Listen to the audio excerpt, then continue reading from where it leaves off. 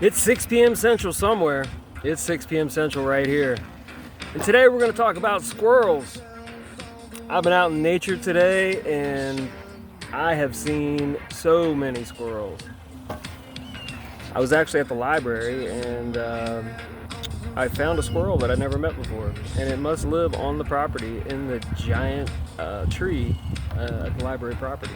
So what are we going to talk about with squirrels? Well, squirrels, I've been studying squirrels now for about 3 years, and honestly, I have found squirrels to be the most highly evolved creature on the planet Earth. I mean, in my experience. I mean, let's think about this. Squirrels have so many skills.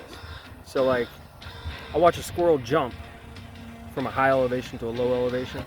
They use its tail as a parachute in that situation, actually slowing the momentum of the squirrel down on its descent. That's very evolved. I've also seen squirrels jump from the ground to higher elevations and actually flip their tail like this, like for propulsion. It's almost like a nitrous oxide for a squirrel as it's making an ascent. Yeah, that's pretty wild.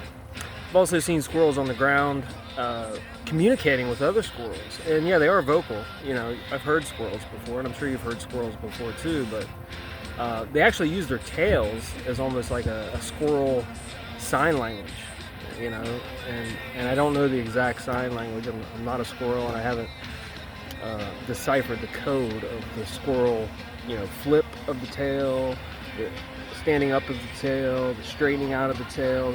It all means something, you know. There's danger in the environment, or there's opportunity here, or, you know, hey, I'm gonna go over here, or hey dude, come over to my tree, you know, let's hang out. I'm sure that's all encoded in the squirrel sign language, which is pretty cool. What else we got with squirrels? You know, they're actually very independent animals. When you see squirrels, you know, sometimes you see them chasing each other, playing together. You know, that's community. You know, that's pretty standard. Or it's a mating ritual. You know, it's one of those two things. They're either playing, or, you know, you rarely see them fighting. I don't think I've ever seen a squirrel fight another squirrel. I don't ever think I've seen that. They are very defensive, though. You know, if a mockingbird or a blue jay encroaches on a squirrel's territory, or, you know, makes a play at one of the squirrel's nuts that he's hidden or stashed away or about to acquire, I have seen squirrels get pretty aggressive with that in that situation, and they basically just run off the other animal. I actually had a dog one time who chased a squirrel, and man, he got the squirrel Wolverine.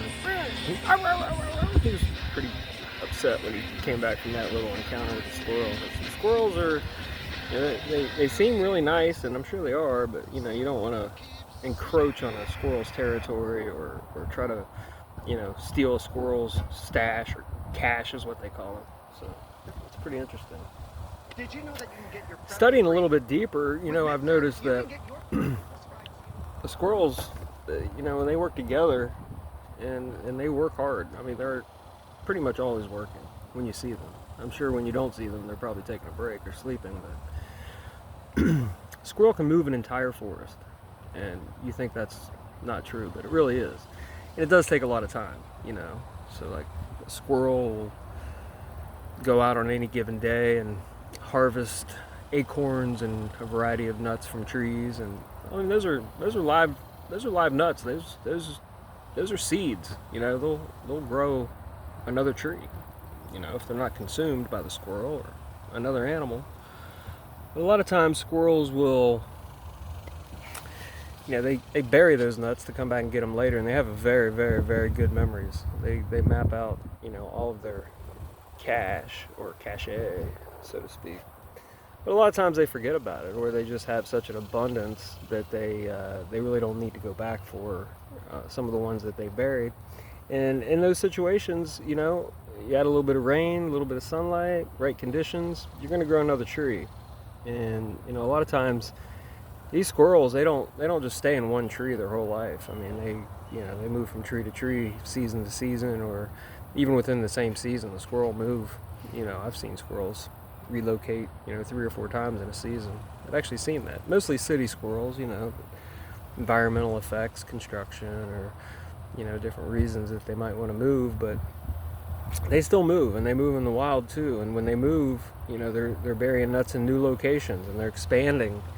And some of those nuts are going to grow trees. And so, if you time lapse all the nuts that squirrels bury that they don't consume, and all the movement that they do, I've surmised that a squirrel can probably relocate, well, not just a squirrel, probably a team of squirrels, could relocate an entire forest, probably over the course of, 50 years, 100 years. They're going to move that forest, maybe a quarter mile away over time, maybe, a mile away, 2 miles away, 3 miles away. You might just see in the wild anyway, you might see a forest move completely because of squirrels. And when the trees mature and a new forest starts to form, there's other things that start springing up, different types of flowers and foliage and animals and birds, and yeah, I mean, the squirrel is the foundation of that movement of that forest. And that's very interesting, and so we're going to go back to the evolution of why squirrels are the most highly evolved. In mating patterns, they choose a mate, and the female basically sits back and raises those young, and the males pretty much forage all day, and the female is completely dependent on that male to bring food back for her and the other little baby squirrels. And that's teamwork. There's no squirrels don't have the capacity for abandonment. They can't abandon their mate. They just can't. They're just not wired for it. That's a very, very, very highly evolved trait. Squirrels are they're also very resourceful. They don't really waste anything. They don't waste time. They don't waste resources. Even in situations where a squirrel will bury a nut or a cachet and not use it, something else is gonna get a hold of that, or like I said, another forest is going to start to form. So really, there's nothing wasted in that dynamic. So leave a comment below if you feel the same way about squirrels. How do you feel about squirrels being the most highly evolved beings on the planet? I know a lot of times, and I'm into science fiction.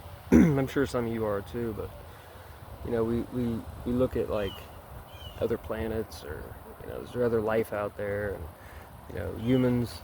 A lot of people can agree that we're probably not the most highly evolved thing in the universe or in the galaxy, and honestly, we're definitely not the most highly evolved thing on the planet Earth. I mean, you've got squirrels, and they're definitely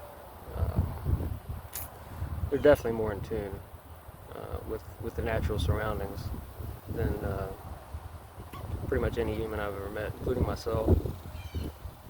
So I think when we're looking to highly evolved beings and more intelligent species, we can spend time in our telescope and looking around, and we can join Elon Musk and try to get ourselves to Mars to find out what else is out there. But honestly, the squirrel is probably the best example of a highly evolved being here on planet Earth.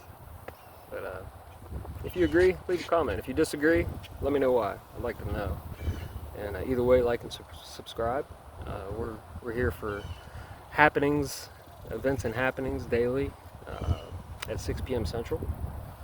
And we're also here to cover interesting topics like squirrels, for instance, nature, music, community. It's a good community forming here. So thanks for being here. And I'm interested to hear what you think about the squirrel. See ya.